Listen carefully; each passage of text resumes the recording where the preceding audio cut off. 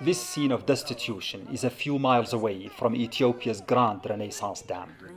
Local people here still live in prehistory, with no running water or electricity or decent homes. They say they are patiently waiting for the benefits of the dam.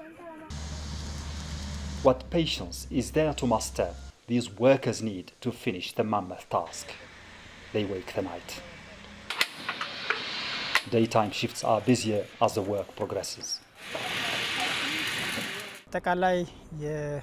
The project is made up of 3 parts: civil works, which are now 87% complete, the steel works, which are going a bit slow with 17% completed, and the electromechanical works at 35%.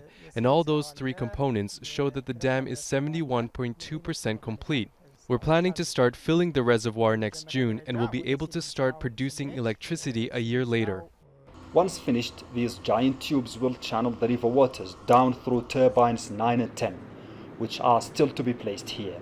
The powerful jets will rotate the turbines, and the hydropower engines linked to them will transform that into electricity.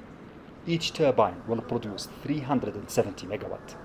When all the 13 turbines are completed, the dam will be able to produce a little less than 6,000 megawatt, enough to satisfy Ethiopia's needs and to export electricity to regions as far away as Southern Africa and Western Europe. As you can see behind me, that middle section hasn't yet been finished. It will require 2 million cubic meters of rolled concrete slabs to raise it to the final height. That's also where the 13 power turbines will be inserted. 2 of them will become operational early next year, and that's when the first hydropower production begins. Ethiopia says this is crucial for its economic development.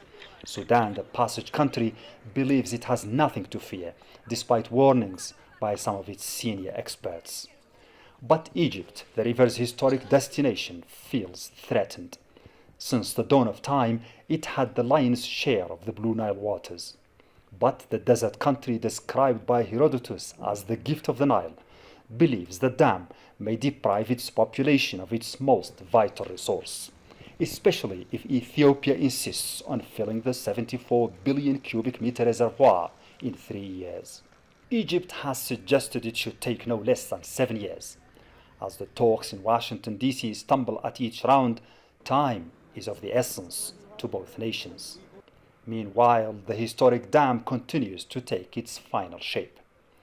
For the legendary river, this is a mighty handle that will control every drop of it for the first time in history.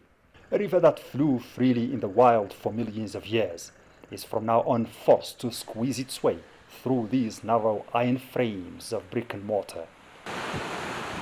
Its future, and perhaps that of the millions of people on its path, is now set in stone for ages to come. Mohammed Val, Al Jazeera, at the Grand Renaissance Dam, Western Ethiopia.